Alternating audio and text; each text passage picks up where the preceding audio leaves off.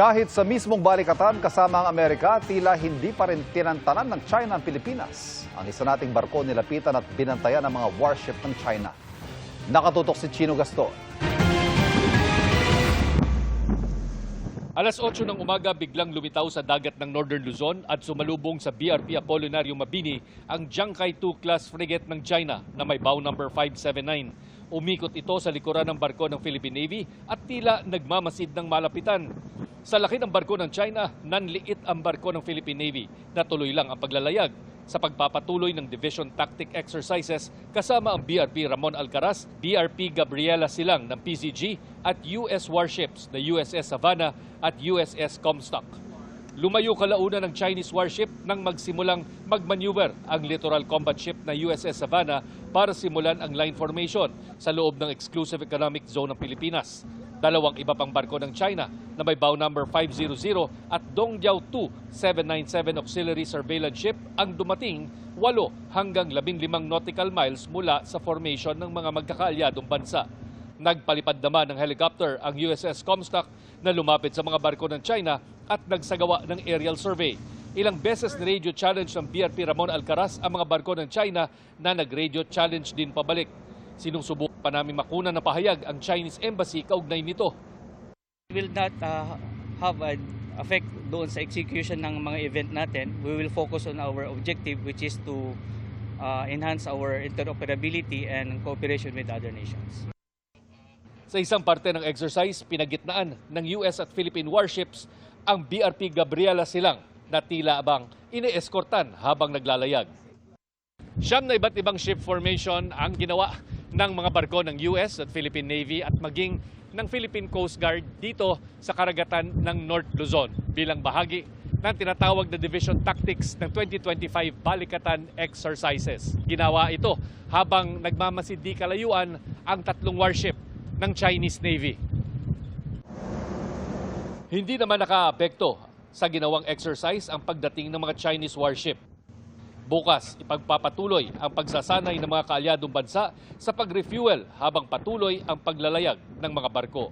Para sa GMA Integrated News, Chino Gaston nakatutok, 24 oras.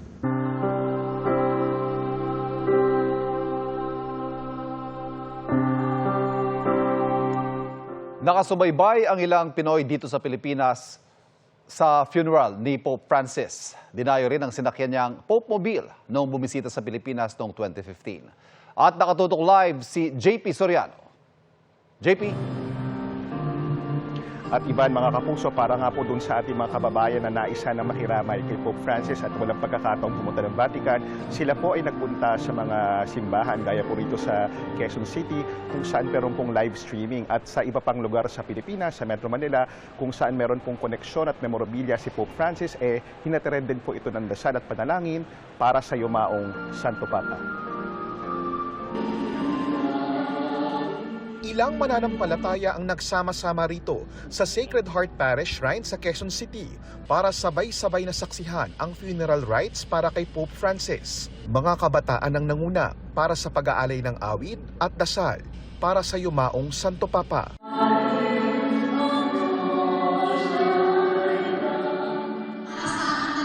Amazing, powerful, at merciful ang ating karanasan nang dumating siya sa ating bansa. Sa tapat naman ng The Apostolic Nunciature in the Philippines sa Maynila na siyang embahada ng Holy See, ang estadong namamahala rin sa simbahang Katolika na pinamumunuan ng Santo Papa, nag-alay ang ilan ng bulaklak at kandila para sa yumaong si Pope Francis bago ang funeral rites sa Santo Papa. Sa Makati, dinarayo sa Santuario de San Antonio ang nakadisplay roong Pope Mobile na sinakyan ni Pope Francis sa kanyang pagbisita sa Pilipinas noong 2015. Isa sa mga nagpunta rito si Edmund na saksi noon sa pagdating ni Pope Francis sa Villamor Air Base. Para kay Edmund, ang legacy ng yumaong Santo Papa. Love one another as I love you. Yun yung ipinakita ni Pope Francis na despite even if you are a Gentile, you're a Jew or a Roman Catholic, you can love one another. Si Dindin, nagpa-picture sa Pope Mobile. Tinignan din ang mismong inupuan ni Pope Francis. Noong 2015, isa si Dindin sa milyon-milyong sinagupa ang ulan. Masilayan lang si Pope Francis sa Quirino Grandstand, pero pinakatumatak daw sa kanya ang pagbisita ni Pope Francis sa Tacloban sa gitna ng ulan, kaharap ang mga biktima ng Super Typhoon Yolanda. I was so touched when he said that I am here. It's a little bit late, but I am here. Then I saw people in the TV really crying. Sumilip din ang mga asawang Joey at Doris sa Pope Mobile matapos magsimba sa santuario. Inalala nila ang Santo Papang binuksan di lang ang simbahan, kundi ang puso sa lahat ng tao, Katoliko man o hindi. Yung acceptance of all religion, even allowing non-Christian. At simplicity talaga na with all the scandal that was going on during his time, he represented a different Pope. His simplicity and his apparent need to be close to the people, to feel exactly how people felt, how people live. Ang iba pang nais makiramay kay Pope Francis, idinaan sa sulat sa message wall ang panalangin at pasasalamat sa tinaguriang People's Pope at Lolo Kiko sa mga Pilipino. At Ivan, pansamantala munang inihinto ang public viewing o live viewing at dumalo na po sa isang misang iaalay din para kay Pope Francis ang mga narito ngayon sa simbahang ito. At yan muna ang latest. Balik ko sa iyo, Ivan. Maraming salamat, JP Soriano. Ayaw, live na! Live na! Nanawag na ako sa barangay, nanawag na ako. Gusto kayo na kuryente. 7 na taong gulang ang nakuryente sa bakod ng isang machine shop sa Jensan. Ang bakod kasi may live wire o kawad. Dead on arrival siya sa ospital. Inihinalang umakyat ang bata sa bakod para maglaro. Ayon sa may-ari ng shop, nilagyan niya lang ng live wire ang bakod bilang depensa sa mga magnanakaw, pero bawal ito ayon sa barangay. Hindi na nagsampa ng kaso ang pamilya ng biktima. Sasagutin naman ang may-ari ng shop ang gastusin sa pagpapalibing. Nangako rin siyang aalisin ang live wire.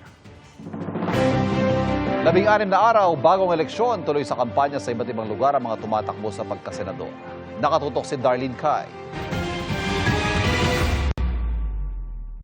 Ipinaglaban ni Congressman Rodante Marcoleta ang karapatan ng mga magsasaka. Safe at healthy workplaces ang panawagan ni Sonny Matula. Pangmatagalang kapayapaan ng isa sa mga ipinananawagan ni Lisa Masa, Jerome Adonis, Nars Aline Andamo, Ronel Arambulo, Representative Arlene Brosas, Teddy Casino, Representative Franz Castro, Mimi Doringo, Modi Floranda, Amira Lidasan at Danilo Ramos. Si Manny Pacquiao ipinangako ang libreng pabahay. Si Senator Bong Revilla ipinapanukalang ibaba ang qualifying age ng senior citizen. Si Senator Pio Cayetano tututukan ang kalusugan at edukasyon. Turismo ang prioridad ni Senator Lito Lapid. Isang advokasya ni Kiko Pangilinan ng pagpapalakas ng agrikultura sa Mindanao. Nag-motorcade sa Bukidnon at Iligan City si Attorney Raul Lambino. Si Senator Bam Aquino pabor na magka-extension campus ang state universities and colleges. Libreng gamot ang isa sa mga prioridad ni Mayor Abby Binay. Hanap buhay sa bawat pamilya ang layo ni Congressman Bonifacio Bosita. Dumalo si Luke Espiritu sa assembly ng senior citizen sa Quezon City. Si Senator Bongo tuloy raw sa pagsuporta sa mga programa at batas sa pabahay. Patuloy naming sinusundan ang kampanya ng mga tumatakbong senador sa eleksyon 2025. Para sa GMA Integrated News, Darlene Kai, nakatutok 24 oras.